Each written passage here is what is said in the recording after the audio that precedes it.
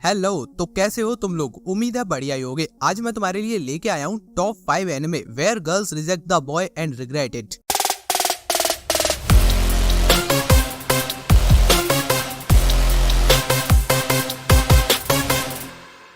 Number 5 vampire knight. Yuki एक ऐसे academy की स्टूडेंट है जहाँ दिन में 2 क्लासेस लगती हैं, day class and night class. जब डे क्लास खत्म होती है तब नाइट क्लास वाले स्टूडेंट्स क्लासेस के लिए आना शुरू करते हैं और यही वो बीच का वक्त होता है जब ये दोनों ही क्लासेस रास्ते में एक दूसरे से मिलते हैं। लेकिन एक सीक्रेट है जो ये डे क्लास वाले स्टूडेंट नहीं जानते, और ये सीक्रेट है जितने भी लोग इस नाइट क्लास को अटेंड करते हैं वो इंसान नहीं है, वेम्पायर्स हैं वो। इन्हीं में से एक वेम्पायर है कनामी, जो कि कोई बड़ी पर्सनैलिटी नहीं है, लेकिन फिर भी उसकी सिर्फ एक झलक पाने के लिए एकेडमी की सारी गर्ल्स सारा दिन लाइन में लगी रह सकती हैं, सिवाय एक लड़की के जिसका नेम है यूकी। ये लड़की कुछ अजीब है, ये बाकी लड़कियों जैसी नहीं है, और यही वजह है कि यही वो लड़की है जो कनामी का अटेंशन अपनी ओर खींच पाई है। जिसके बाद कनामी ना जाने कितनी बार अलग अलग तरीकों से इसका दिल जीतने का ट्राई कर चुका है, लेकिन यूकी उसमें कोई इंटरेस्ट ही नहीं दिखा रही है। पर जानने वाली बात ये है, वो टाइम भी जल्दी आएगा जब उसे अपनी थिंकिंग एंड इंटेलिजेंस पर शक होने लगेगा। वो सोचेगी उसने लाइफ में कई अच्छे मौके यूं ही जाने दिए हैं। Number 4 Masamune kun's revenge. इस एनिमे के अंदर तुम्हें स्टोरी देखने को मिलेगी मासामुने की। मासामुने जब सिर्फ एक बच्चा था तब वो बहुत ही बुरा दिखता था, काफी ज्यादा मोटा भी था वो, लेकिन फिर भी उसने हद से ज्यादा करेज दिखाते हुए स्कूल की मोस्ट पॉपुलर एंड ब्यूटीफुल लड़की से कन्फेस कर दिया। तुम सोच रहे हो वही हुआ था। उस लड़की ने बहुत ही गंदी तरीके से उसकी बेइज्जती करते हुए उसे रिजेक्ट कर दिया और उसे एक निकनेम भी दे दिया, पिग यानी सुअर कह के भगा दिया उसको। अब ये बच्चा बड़ा हो चुका है और इसने अपनी पूरी लाइफ सिर्फ बदला लेने का सोचा है, और अपना गोल अचीव करने के लिए उसने अच्छी खासी बॉडी भी बना ली है, अपने ग्रेड्स पर भी काम किया है। ओवरऑल वो सभी लड़कियों के लिए प्रिंस बन चुका है और अब वो पूरी तरह से रेडी है अपने मास्टर प्लान को एग्जीक्यूट करने के लिए। उसका प्लान है पहले उस लड़की को अपने प्यार में गिराएंगे और जब वो पूरी तरह से तुम्हारे साथ आ जाए वैसे ही उसे अपनी जिंदगी से निकाल फेंकेंगे। उसे उसके किए का भुगतान करना होगा। इस एनिमे के 2 सीजन है and second season Crunchyroll पर हिंदी में अवेलेबल है, पर पहला नहीं है। सेकंड क्यों कर दिया, मेरा भी यही सवाल है क्रंची रोल से। नंबर 3 पर आता है एक हारेम एनिमे, लेकिन सोचने वाली बात ये है हारेम एनिमे यहाँ क्या कर रहा है। क्या एक लड़का कई लड़कियों से रिजेक्ट होने वाला है? अगर ऐसा तुम सोच रहे हो तो इसका आंसर तो मेरे पास भी नहीं है। फिलहाल मैं जो तुम्हें बता रहा हूँ वो सुनो, फिर एनिमे देखना और पता लगाना।